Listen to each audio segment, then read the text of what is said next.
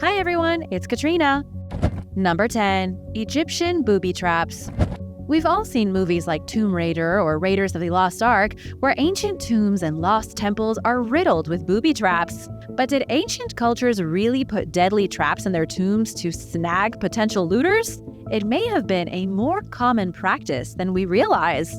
As recently as 2016, scientists examined the Great Pyramid of Giza for evidence of a gigantic trap. The Great Pyramid of Giza was built as a monument and tomb for King Khufu, who ruled between 2589 and 2566 BC. The pyramid has been picked apart and combed over for centuries by countless scientists. We know that the Egyptians went through extreme lengths to protect the body of Khufu and his treasure. For example, the builders created grooves in the small room outside the chamber where the king's body was to be placed. These grooves were so that humongous granite slabs could easily be dropped down, sealing access to the chamber.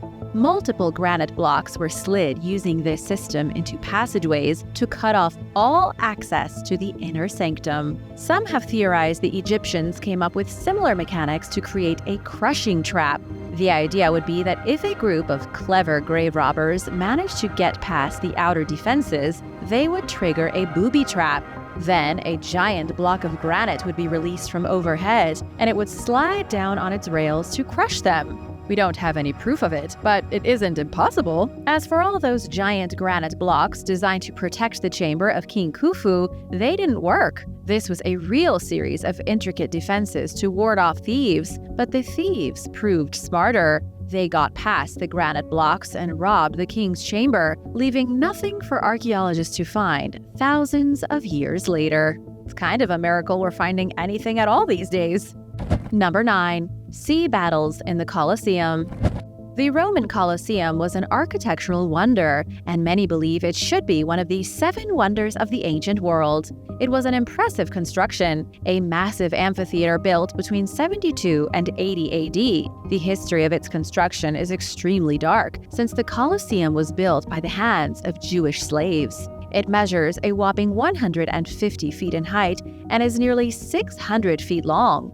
It is by far the biggest amphitheater in the world, even today, although obviously modern sports arenas are far larger.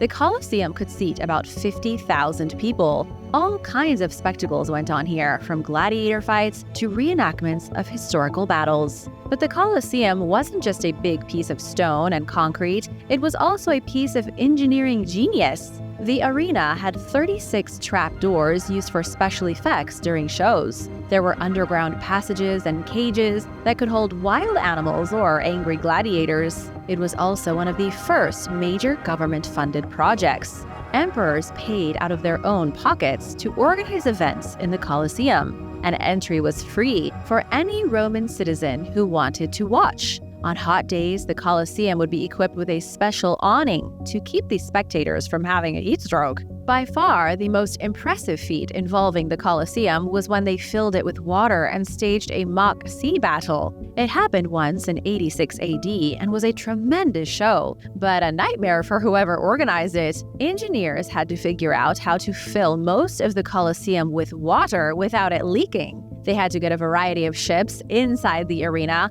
and then they had to deal with the public. We're still not exactly sure how the Romans pulled this off. Some have suggested there was a rainstorm that helped flood the Colosseum, but then most of the combatants in the mock battle died because they drowned. If that's not the case, experts don't know how Roman engineers managed to do it. And now for number 8. But first, I want to give a big shout out to Jeremy Smiley and Pumiria. Thanks so much for watching and supporting Origins Explained. If you are new here, be sure to subscribe and join the family. Number 8. Paper armor. According to some ancient Chinese records, paper armor was once extremely popular. In fact, some wealthy soldiers in ancient China preferred to wear paper armor over steel or iron plate armor. Could it be that sheets of paper offered more protection than heavy layers of metal? The art of papermaking started in China about 2,000 years ago in the Eastern Han period. There has been a lot of debate over who exactly invented paper, but one of the prime candidates is a eunuch named Kai Lun. There were older examples of primitive paper, but our modern sheets of paper can be traced all the way back to Kai Lun. It was a major invention, especially since Chinese cultures had been writing on bamboo or wood for the past few thousand years. Chinese soldiers protected themselves in a variety of creative ways over the centuries. Before the days of heavily clad steel soldiers, warriors would cover themselves in turtle shells, rocks, animal leather, or even bronze. Steel would eventually become the armor of choice, crafted into small pieces and layered like the scales of a fish. But there are some documents that mention both silk and paper armor being used as well. While impractical, paper armor may have truly been a clever technological advancement. Paper armor is mentioned in documents from the Tang Dynasty between 618 and 907 AD. A man by the name of Shang Suiding invented paper armor for civilians to keep themselves protected during times of strife. Governor Heidong even used the designs to outfit 1,000 civilian soldiers in full suits of paper armor. It was made from folded sheets mixed with silk and cloth. Descriptions from the Qing dynasty say Korean paper was the best because of its toughness. The paper would be folded and sewn into cotton pouches. Then all the individual pieces were sewn onto a cotton backing. It was very effective against arrows and musket balls, but paper has a tough time stopping rifle bullets. In case you're doubting the genius of these ancient Chinese inventors, don't forget that episode of Mythbusters when they confirmed paper armor does work. Mythbusters proved through testing that when it comes to swords and arrows, paper armor is just as protective as steel armor, if not more. Number 7. Water purification. In the ancient city of Tikal, located in the thick tropical forests of Guatemala, scientists recently found a water treatment center. It was built over 2,000 years ago by clever Maya engineers and is currently the oldest known system of its kind in the Western Hemisphere. To give you an idea of just how advanced of an invention this was, we use water treatment centers today so that we have drinkable tap water. Without a system to purify our water, a single sip from the tap could make you deathly ill. The Maya figured out how to use their own filtration system with a cleaning mineral long before the first sewage system was developed in Europe. The Tikal system filtered out harmful organisms and prevented people from drinking toxic chemicals. At its peak, Tikal was home to roughly 60,000 people. It was a massive metropolis with over 3,000 structures identified by archaeologists. This city may be in a wild jungle now, but it was once the forefront of Maya civilization. Scientists were curious about the water reservoirs in the city, which were used between 2,200 and 1,100 years ago. They collected sediment cores from the bottoms of the drinking reservoirs and were shocked to detect zeolite during mineral analysis. Zeolite is a mineral known for its cleansing properties. It can remove contaminants like bad microorganisms and toxic metals from water. This stuff is so useful that it's still used in modern purification systems today. The Maya likely got their zeolite from mineral deposits about 19 miles from the city. Scientists from the University of Cincinnati say they then brought the zeolite back to Tikal and treated their reservoirs with it. Because their main source of drinking water was precipitation, the Maya needed a way to keep their reservoirs fresh for long periods of time. All their water came from the rain, and a particularly heavy rainfall could supply drinking water for the next year. But water in a giant reservoir goes foul fairly easily, so they wisely implemented zeolite to keep it fresh. Number 6. The flying carpet. Most scientists, archaeologists, and historians would agree that all stories of flying carpets are myths, but there may have existed real evidence that flying carpets were pieces of functional technology in our ancient past. Legend has it that in the 1300s, French explorer Henry Bach found the remains of scrolls in some ruins at Alamut in Iran near the Caspian Sea. And an ancient Jewish scholar by the name of Isaac ben Sharira had documented a flying carpet device. The scholar described the device as working using special magnetic properties and a secret dye infused with a very rare earth metal. Special metal and advanced magnetic abilities allowed the flying carpet to keep itself propelled above the earth. and could follow magnetic ley lines or be pushed by the wind.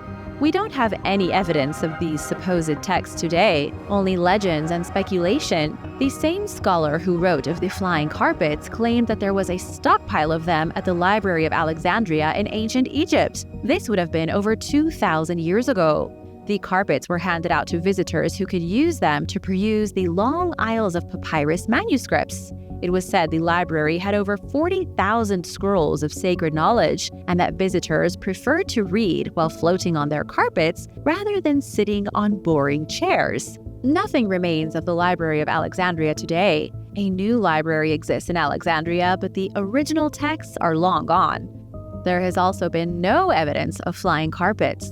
The carpets were supposedly burned along with the thousands of texts at the library.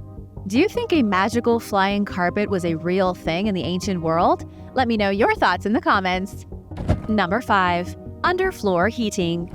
An ancient Roman villa in Germany had its very own modern heating system. It was built in the city of Cambodunum, built on the remains of a Celtic settlement.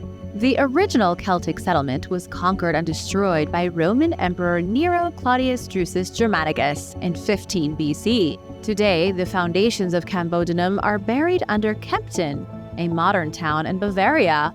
It's believed to be the second oldest recorded city in Germany, even if it did fall out of favor around 120 AD. Whatever the case, it enjoyed at least 100 years of prosperity. Archaeologists have identified elite Roman residences, public temples, luxurious bathhouses, and social forums. The most recent discovery takes luxury to a whole new level. Inside the ruins of a lost Roman villa were frescoed walls, a thermal bath, not unlike a hot tub, and sophisticated underfloor heating. The same system used to heat the bath was used to heat the floor. It was a hypocaust system, state-of-the-art thermal technology. Hot air was circulated through pipes underneath the flooring. There were also pipes built into the walls that pumped hot air into a cavity beneath the floor. All this hot air created a superheated bubble beneath the floor, making it toasty for whoever walked on it with their bare feet. The same system was used to heat baths, both public baths and those in private homes. This wasn't a one-of-a-kind thing. Sophisticated hypocaust systems were all the rage in the ancient world. They have been found in North Korea dating back 7,000 years. The Romans perfected the system with a bit more finesse, and by 1400, underfloor heating was all the rage across the Ottoman Empire. Number 4. Cordoba Roman Bridge. The Cordoba Roman Bridge was built in the 1st century BC. It is an extraordinary piece of architecture spanning the Guadalquivir River, a true piece of technological genius just outside one of Spain's most beautiful cities. In fact, the bridge is so picturesque, it was featured in Season 5 of HBO's Game of Thrones as the Long Bridge of Atlantis. Not many ancient Roman bridges can say they've been on one of the biggest TV shows in history. In 1140 AD, over 1,100 years after the bridge was built, Arab geographer Muhammad al-Idrisi described it as surpassing all other bridges in beauty and simplicity. It wasn't just made to cross the river, it was made as an object of beauty. It was designed for performance and for its looks. The Cordoba Roman Bridge has 16 arches supported by beautifully designed buttresses, with a total length of 810 feet. At the southern end is the 12th century Calahorra Tower, designed specifically to protect the bridge. At the other end is the Gate of the Bridge, yet another defensive outpost built 300 years after the tower in the late 1500s. The bridge that currently stands may not have been the original. Archaeologists say the original was likely made from wood in the 1st century BC, then later replaced with stone, so that lasted longer. In the 17th century, a sculpture of Saint Raphael was added by the famous Renaissance artist Bernabé Gómez del Río. These days, people prefer to visit the bridge at dusk, when the sun shines against the golden red stones, and the arches are lit up like golden gateways into heaven. Number 3. Steel manufacturing. 2,900 years ago, primitive human beings living in the Iberian Peninsula carved stone pillars using advanced steel instruments. This is according to a recent statement from University of Freiburg archaeologist Ralph Araque Gonzalez. Ralph and his colleagues say steel tools were used to produce ancient stone carvings that would have been impossible to make with any other material. This all came about because the researchers were investigating a series of carvings in this part of Spain. Ancient stelae were shaped and engraved using unknown instruments. Since this was in the Bronze Age, you would expect that the builders were using bronze tools. But when the team analyzed the markings, they found it would have been impossible to use anything except an iron chisel. This discovery is a massive deal because it defies everything we know about the development of steel. The general agreement right now is that iron was first produced in Anatolia 4,000 years ago. The Iron Age then began 3,000 years ago, but it started slowly. Iron ores were experimented with, and people figured out how to make basic steel. And by 400 BC, the knowledge had traveled all the way to China. Iron was produced in tiny furnaces as big lumps, then forged into rough bars with bits of slag and charcoal. What's so exciting about the discovery in Spain is that ordinary steel could not possibly have been used to make the monuments and engravings. After multiple tests and trials, scientists found only chisels made from tempered steel were capable of shaping this particular stone. Yet scientists say no one was making suitable quality steel yet. This kind of steel only came about 2,000 years ago with the rise of the Roman Empire. Right now, nobody knows how the ancient Iberians possibly managed to make tempered steel before anyone else. Number 2. Medicinal mint. Researchers at Michigan State University recently completed a complex analysis of mint plant genomes. They looked at several different species to trace the evolution of mint plants at a deep chemical level. Scientists are now hoping that their work will help in the future development of medicines, pesticides, and antimicrobials. But just what is mint? You've probably had mint tea. Mint is an herb, one whose family includes sage, basil, lavender, and even catnip. Peppermint and oregano are also mints, but there are dozens more that I haven't listed. Traditionally, mint has been used in ancient times to flavor food and drinks, to make perfume, to keep yourself clean, and in health potions. Although researchers used all the top technology at their disposal in their investigation, people have known all about mint for thousands of years. The ancient Egyptians didn't need fancy microscopes to know that mint helps with bloating and flatulence. This plant was referenced in an ancient medical text called the Ebers Papyrus as a cure for too much farting. Greek physicians used mint as a form of oral contraceptive. 2,000 years ago, Chinese doctors were using mint in traditional medicines, and they still are today. Mint is used right now in treatments for glaucoma and has been used recently as a remedy for tuberculosis. But how did ancient people know all this? How did Chinese scientists look at the purple flower of the Chinese skullcap and understand it had healing properties? We can only imagine it was a long and difficult process of trial and error, and a lot of experimentation by early alchemists and healers. Bjorn Hamburger, one of the scientists involved in the new mint study, says the applications of the plant are many. They are currently looking at the American beautyberry plant to make a good-smelling mosquito repellent. Do you like mint? Let me know in the comments, and be sure to subscribe while you're at it. Number 1. The Aqueduct of Segovia. The Aqueduct of Segovia was an extremely advanced piece of ancient technology when it was made. It was built halfway through the 1st century AD as a way to bring water from the Frio River to the city of Segovia. It was such a useful and reliable piece of engineering that it continues supplying water to the city right now. You would be hard-pressed to find a road that lasts more than a season in most countries. Yet this Roman aqueduct survived and is still functioning 2,000 years later.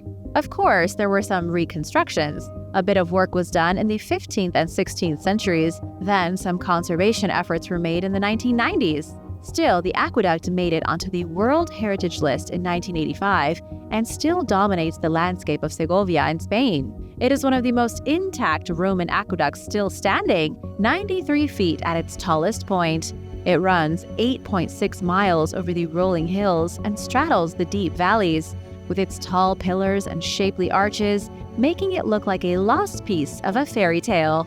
The structure was built during the reign of Roman Emperor Trajan between 98 and 117 AD. They used roughly 24,000 granite blocks without a single slab of mortar. The brilliant designers created 165 arches using nothing but granite blocks, not even any glue to hold them together. And by some miracle, not a single section of the 2,388-foot-long aqueduct is broken. Its arches look just as perfect today as they did when they were first built. Thanks for watching! What was your favorite example of advanced ancient technology? Let me know in the comments below, and be sure to hit that subscribe button, and I'll see you next time. Bye!